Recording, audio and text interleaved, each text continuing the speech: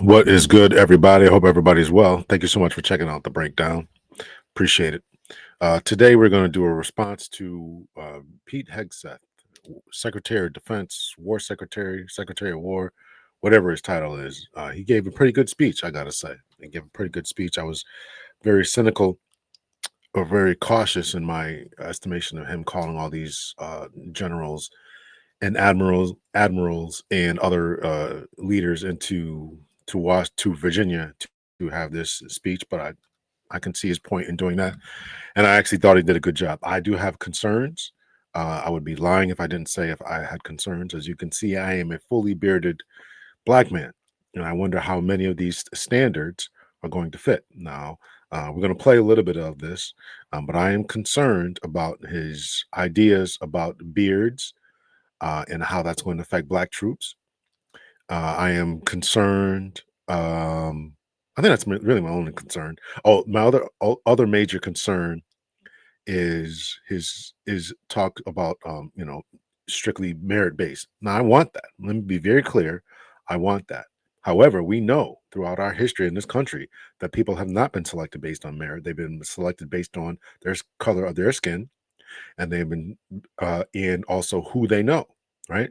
So white boys have been passed up for other white boys because they were more well connected and because they played the game. They went to different after hour functions and things like that. So if it's going to be merit based and colorblind, then it better be merit based and colorblind. And who you rub elbows with and who you drive around or who you drink with shouldn't matter. But we know that that's not the way that the world really works. All right. So let's listen to a little bit of this. We're going to start it up at about the 1657 mark, and we're going to hear this idea about beards and stuff. Units, and there are many different stripes across our joint force. The era of politically correct, overly sensitive, don't hurt anyone's feelings leadership ends right now. At every level, either you can meet the standard, either you can do the job, either you are disciplined, fit, and trained, or you are out. I am going to speed this up because I don't know how this recording was so messed up, but this is what we got. I'm going to speed it up because his cadence is a bit slow for me, but I want to get through this. It's 1.5 speed here. And that's why today, at my direction, and this is the first of 10 Department of War directives that are arriving at your commands as we speak and in your inbox. Today, at my direction, each service will ensure that every requirement for every combat MOS, for every designated combat arms position, returns to the highest male standard only. Because this job is life or death. Standards must be met. And not just met, at every level, we should seek to exceed the standard, to push the envelope, to compete. I watched this a couple of times here, but he's got an American belt buckle on. I never noticed that before. Not that I was looking. I had to tell you, I wasn't looking at the man's crotch, right? Must be met, and not just met. At every level, we should seek to exceed the standard. Look at that. He's got an American belt buckle flag. I've never seen that. So, shout out to Pete Hegseth. To push the envelope, to compete. It's common sense and core to who we are and what we do. It should be in our DNA. Today, at my direction, we are also adding a combat field test for combat arms units that must be executable in any environment at any time and with combat equipment. These tests, they'll look familiar. They'll resemble the Army Expert Physical Fitness Assessment or the Marine Corps Combat Fitness Test. I'm also directing that warfighters in combat jobs execute their service fitness test at a gender-neutral, age-normed male standard scored above 70%. It all starts with physical fitness and appearance. If the Secretary of War can do regular, hard PT, so can every member of our joint force. Frankly, it's tiring to look out at combat formations, or really any formation, and see fat troops. Likewise, it's completely unacceptable to see fat generals and admirals in the halls of the Pentagon and leading commands around the country and the world. It's a bad look. It is bad, and it's not who we are. So whether you're an airborne ranger or a chairborne ranger, a brand new private or a 4-star general, you need to meet the height and weight standards and pass your PT test. Shout out to the chairborne rangers out there. You can get it done. And as the chairman said, yes, there is no PT test. But today, at my... And coincidentally, this is supposed to be a police channel. I talk about a lot of other stuff, but I think cops ought to do the same thing. You can't make them work out on duty, right? Because they got 8 hours or 12 hours or 10 hours, whatever their shifts are. But you're going to give them that. But I definitely think you should have to meet PT standards twice a year. We shoot once a year. Other standards, I think PT should be done as well, or at least a PT standard. For your height, weight, and for your age. I would agree with that all day long. It might have kept me from having a triple bypass if I would have done that. It might have. direction, every member of the joint force at every rank is required to take a PT test twice a year, as well as meet height and weight requirements twice a year, every year of service. Also today, at my direction, every warrior across our joint force is required to do PT every duty day. It should be common sense. I mean, most units do that already, but we're codifying it. And we're not talking like hot yoga and stretching. Real hard PT, either as a unit or as an individual. At every level, from the joint chiefs to everyone in this room to the youngest private, leaders set the standard. And so many of you do this already. Active, guard, and reserve. This also means grooming standards. No more beards, long hair, superficial individual expression. We're going to cut our hair, shave our beards, and adhere to standards. This is what I don't like. And this is, he's going to talk a little bit. I don't know if I'm going to play it here, but he's going to talk a little bit about bullying and all that. And that you know, here's the issue that I have. A lot of these standards, and I agree with what he's saying, a vast majority of this, the standards, the red tape, you know, the harassment, the bullying, the anonymous complaints, all this type of stuff.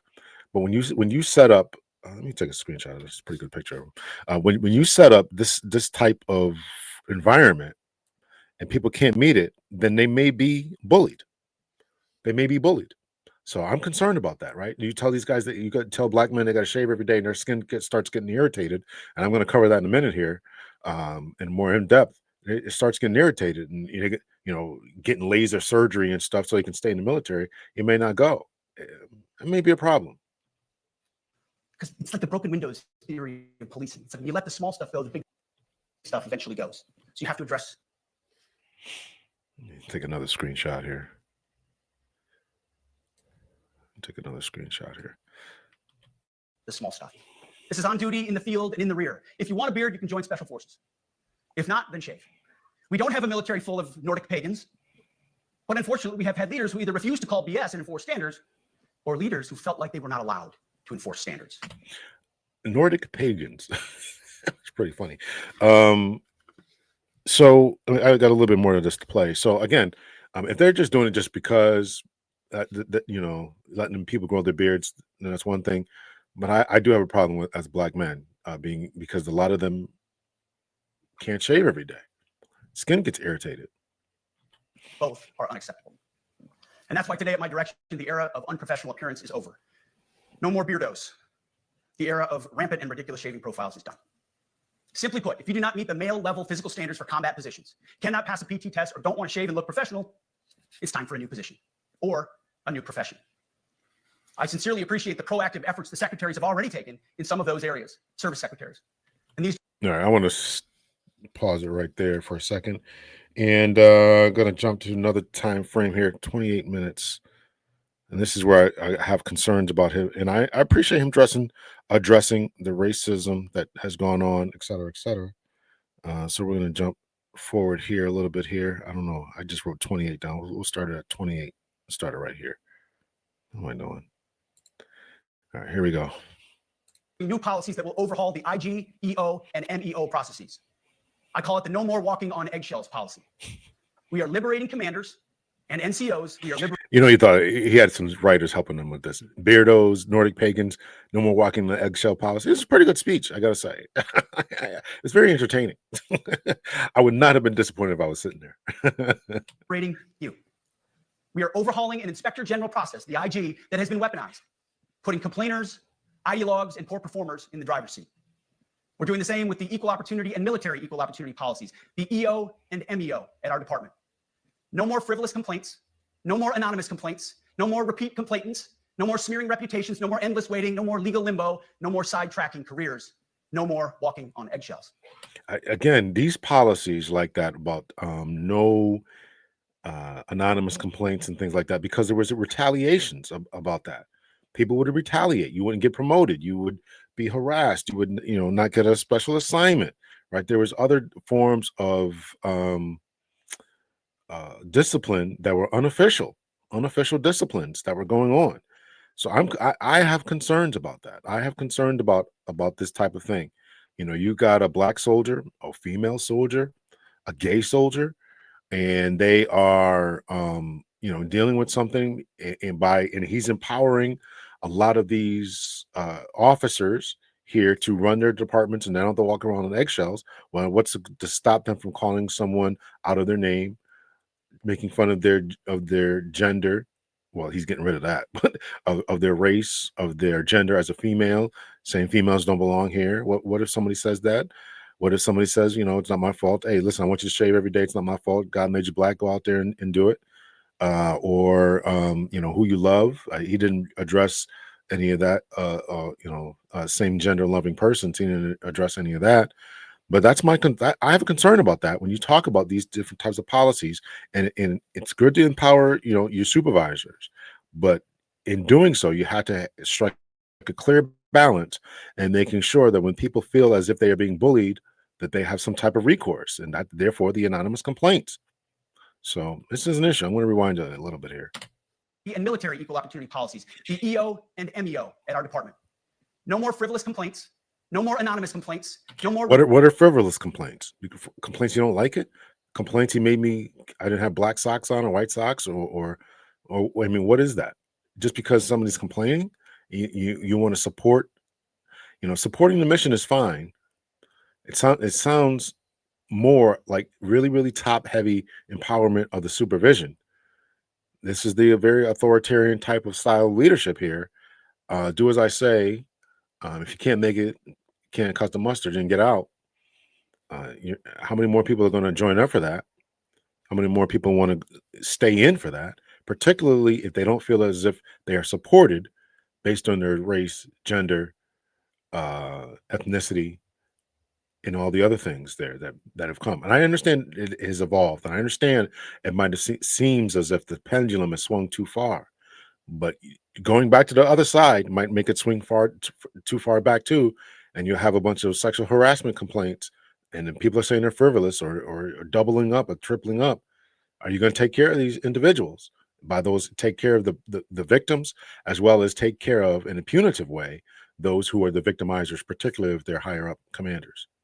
Complainants, no more smearing reputations, no more endless waiting, no more legal limbo, no more sidetracking careers, no more walking on eggshells. Of course, being a racist has been illegal in our formation since 1948. The same goes for sexual harassment. Both are wrong and illegal. Those kinds of infractions will be ruthlessly enforced. But telling someone to shave or get a haircut or to get in shape or to fix their uniform or to show up on time or to work hard, that's exactly the kind of discrimination we want. We are not civilians. You are not civilians. You are set apart for a distinct purpose. So we as a department need to stop acting and thinking like civilians and get back to basics and put the power back in the hands of commanders and NCOs. Commanders and NCOs who make life and death decisions. Commanders and NCOs who enforce standards and ensure readiness. Commanders and NCOs who in this War Department have to look in the mirror and have to pass the golden rule test. My kids, your kids, America's sons and daughters. All right, I'm going to stop it right there. You guys can go over there and pay attention to that. Besides that, I thought it was actually a really, really invigorating speech. Nobody wants to. I never served, but anyone who has served, and I was in the police department, right? You don't want to be next to someone about to kick in a door and wonder if that person next to you has the ability to get the job done or carry you out. And he mentions this if something happens. So I can appreciate that, and I think some of those standards are going to should flow down, right? That's a military organization, obviously. Police departments or a paramilitary organization. This is another pretty good picture of this guy here. I'll take this one too. So a lot of that I don't have a problem with. I don't have a problem with it. I really don't. You want to make sure that your men and women are trained and ready to go and can get the job done. I'm just concerned about how this rule about beards is going to affect Black folks. And I'm also concerned about military promotions based on merit and based on colorblind and merit. These are his words there. And how is that going to be? Because we know that unless we enforce these types of principles strictly, that there are racists within the department. What I would also have liked for him to address is this idea about, I'm not happy about them going back to former names of Confederate soldiers. He talked about unity. Unity is our strength. I'm not going to play all that, but it's definitely in the speech. Go over and listen to it. Unity is our strength. And so, you got to fly under one banner, and that's the stars and bars. Excuse me, not the stars and bars. It's Old Glory right there. Stars and bars is actually the Confederate. So you can't have these. You got to rip down these Confederate statues and whatever memorabilia and all that kind of stuff. It's one flag. It's one flag, and that's what I would go on. So we're not going to see it on the barracks and people's personal possessions. You're all this other stuff. You shouldn't have it. Shouldn't have it. So I'm concerned about that, right? Because we know there was a story about a few years back about the Air Force general who went on a tirade about in the Air Force Academy what was going on up there. And it's my understanding that racism and gangs and white supremacist groups are extremely high within the military. So I want them to watch out for that. All right. So that's enough of that. You go over there, or you can go find it wherever you can find it at. So here's what my concern about here's my concern. Present screen here, share screen, about what could be in line for Black soldiers. This comes from the Fire Law blog. This was last year, and it says court upholds Cleveland Fire's no beard policy. A Cleveland firefighter who claimed to have been a victim of race and disability discrimination due to Cleveland's facial hair policy has lost his lawsuit to be allowed to have a short beard. Anthony Davis filed suit in 2023 claiming the city's policy prohibiting facial hair at the SCBA interface was aimed at thinning the ranks of Black African American firefighters. That's a really high bar to try to prove. Davis, who suffers from pseudo-folliculitis, Barbe, PFB. How's that for trying to read on the fly there? Was permitted to maintain, I sound like, at least I can say acetaminophen, right? Was permitted to maintain a short beard between 1 millimeter and 1/4 of an inch. Man, that's pretty. 1/4 of an inch is, well, I guess, whatever. Let's see. Until April 2020, when the city eliminated facial hair as a face piece interface. So in other words, they got to put facial stuff on so they could do their jobs here. So they eliminated facial hair at the face piece interface. He sued the city and fire chief Angelo Cavillo, alleging race discrimination under the Title VII and state law, disability discrimination under the Americans with Disabilities Act and state law, a violation of equal protection under 42 U.S.C. 1983, and a 1983 Monell claim for a maintaining unconstitutional policy. The city moved for a judgment on the pleadings, claiming one, Davis' condition did not qualify as a disability, and number two, that federal OSHA regulations made mandatory by Ohio State required the city to adopt a strict no exception rule policy for facial hair at the SBCA interface. Judge Solomon Oliver concluded that PFB is indeed a disability qualifying condition, but the OSHA regulations create a business necessity for the city that justifies no beard rule, therefore insulating it from the challenge on either race, disability, or 1983 grounds. I don't agree with this particular. I'm not a lawyer. I don't know what was argued. I didn't read the briefs, but I appreciate that he's saying it's a disability. I appreciate that. But you can change the laws. The city moved for, well, let me read this. Strike that last statement there. The city moved for a judgment on the pleadings claiming Davis' condition did not qualify as a disability, and the federal OSHA regulations made mandatory by Ohio State require the city to adopt a strict policy. Oh, I read that already. Simply put, Cleveland must not, quoting from the decision, here's what the judge wrote. Simply put, Cleveland must be able to enforce OSHA regulations as written, lest it be required a case-by-case basis to reinvent the government's wheel. I'm not sure I buy that as an argument. Davis brings a sympathetic case. He allegedly suffers from a skin condition that afflicts Black men only. I don't think it's only, and was forced to leave the firefighting force his career nearly 2 decades of no fault of his own. Nevertheless, the court is constrained by the law and with respect to the claims he pled. I don't know what that means. I don't know what that means. I mean, there's obviously some language in there and I'm not understanding. He constrained by the law. His job is to determine whether the law is constitutional. You can determine it not to be constitutional.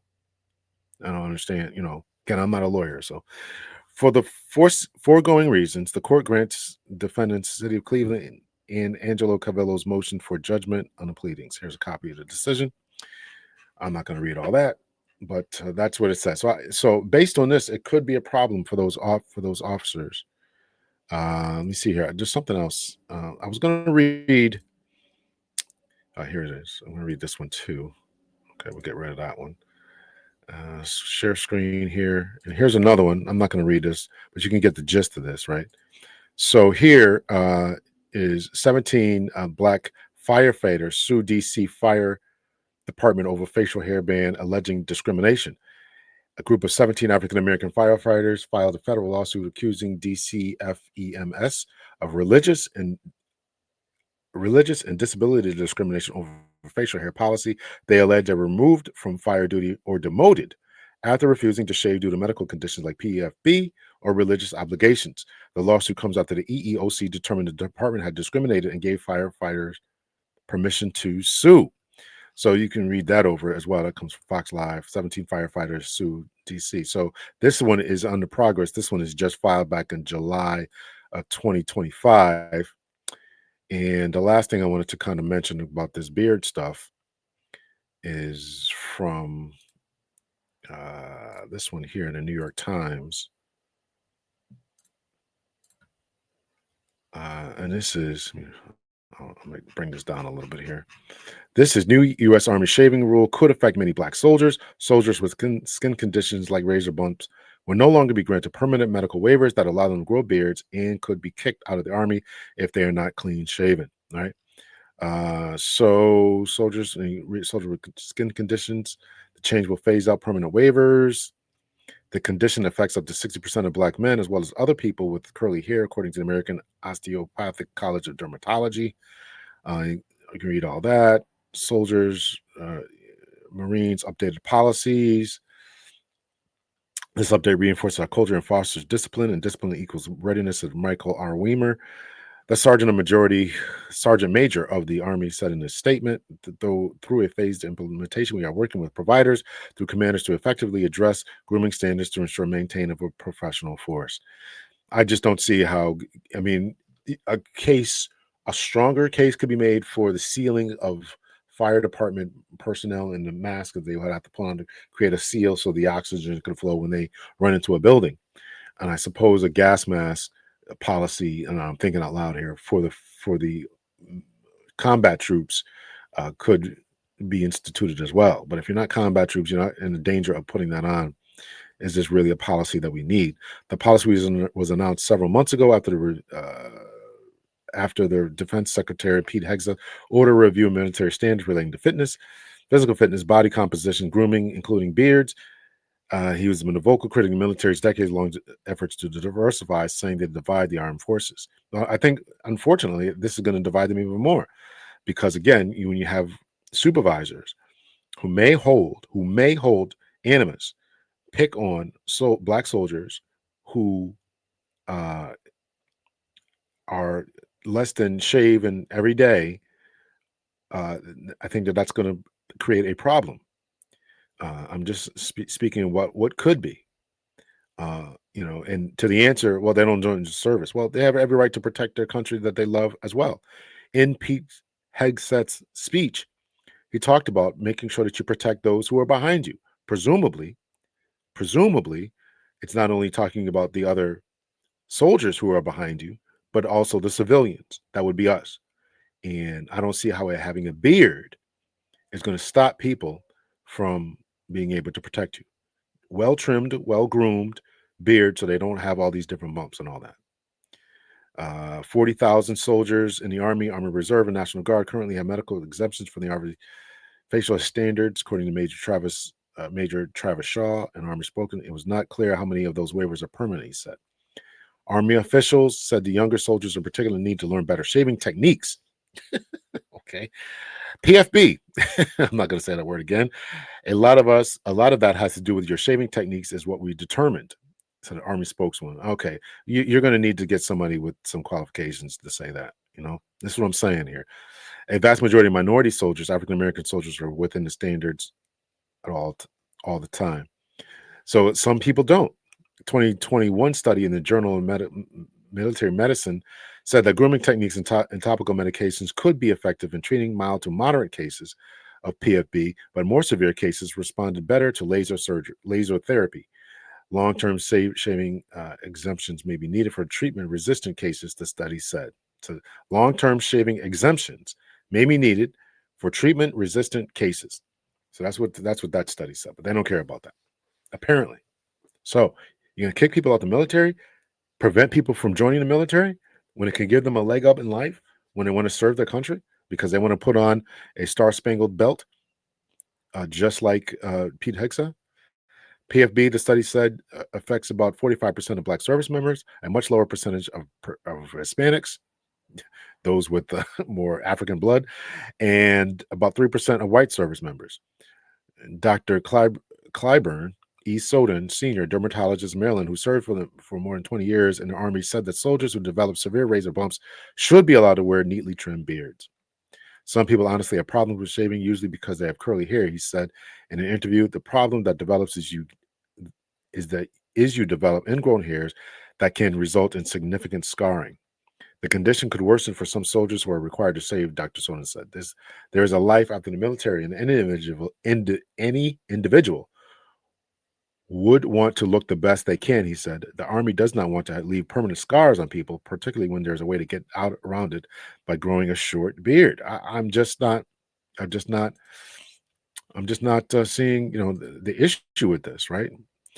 And if you're gonna, especially if you say, okay, well, you want to have a beard, join the special forces. Why do they get to have them? I mean, the Army tightened its policy even as other NATO militaries have embraced more permissive facial hair policy. Last year, the British Army had dropped a ban on beards for its soldiers in a move intended to help recruit young men with facial hair. The Danish, German, and Belgian armies also allowed troops to grow a beard, as well as Canada. In 2022, the Australian Air Force broke with tradition and allowed its members to grow beards, in what top officials call for an effort to evolve and modernize. The United States wants to go back. We're making America great again. Y'all tired of winning yet? Y'all tired of winning yet? Let me know your thoughts and opinions, because I gave my thoughts and opinions. I'm not a military man. I was not inside, but I am curious as to what the troops would think. And if you are in the military, write me in here and tell me what you thought about the speech. Write me in the comment section in speech. If you were a former member of the military, let me know what your thoughts and opinions are. There may be some serious blowback. I do have my concerns, particularly about African Americans in there. But what do women think who are in the combat troops and now can't be there anymore, or sign up to do a certain thing, or what is the ripple effect? What is the unintended consequences that clearly they don't care about? Much love and peace, everyone.